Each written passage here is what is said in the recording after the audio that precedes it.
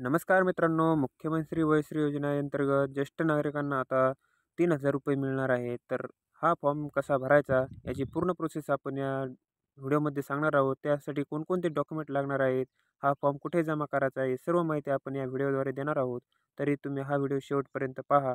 तर मित्रांनो, राज्यातील 65 वर्षे त्यावरील व ज्येष्ठ नागरिकांसाठी ही योजना आहे. तर त्यामध्येच या योजनेचे नाव म्हणजेच मुख्यमंत्री वयश्री योजना अशी आहे. तर सदर राज्यातील 65 वर्ष वय व त्यावरील ज्येष्ठ नागरिकांना त्यांच्या दैनंदिन जीवनातील सामान्य स्थिती जगण्यासाठी आणि त्यांना वयोमनात येणारे अपंगत्व, अशक्तपणा यावर उपाययोजना करण्यासाठी आवश्यक सहाय्य साधन उपकरणे खरेदी करण्याकरिता, तसेच मनस्वास्थ्य केंद्र, योगोपचार केंद्र इत्यादीद्वारे त्यांचे मानसिक स्वास्थ्य अबाधित ठेवण्यासाठी प्रबोधन व प्रशिक्षणाकरिता एक वेळ एक रकमी 3,000 रुपये पात्र लाभार्थ्यांच्या बँक वैयक्तिक आधार संलग्न बचत खात्यात थेट लाभ वितरण डीबीटी प्रणालीद्वारे लाभ प्रदान करण्यात येणार आहे. योजनेचे स्वरूप म्हणजेच यामध्ये तुम्हाला चष्मा, श्रवणयंत्र, tripod, steel wheelchair, folding walker, commode खुर्ची, नी ब्रेस, लंबर बेल्ट, सर्वायकल कॉलर इत्यादी वस्तू तुम्हाला या 3,000 रुपयेद्वारे खरेदी करता येऊ शकतात. तर इत्यादी वस्तू तुम्हाला खरेदी करण्यासाठी राज्य शासनातर्फे 100% अर्थसहाय्य उपलब्ध करून देण्यात येईल. तर थेट ही प्रणाली 3,000 रुपये आपल्या डीबीटी मार्फत आपल्या खात्यात जमा करण्यात येईल.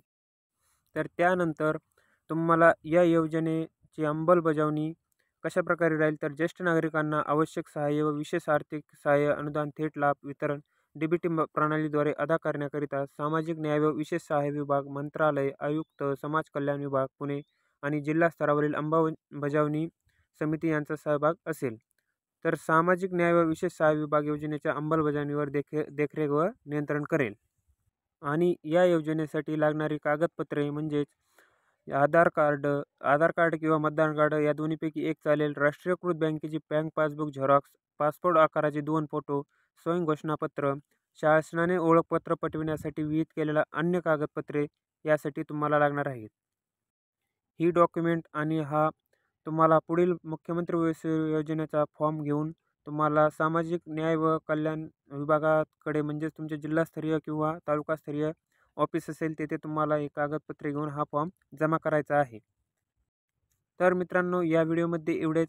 तर भेटू अशाच पुढील चांगल्या व्हिडिओमध्ये. तोपर्यंत जय महाराष्ट्र.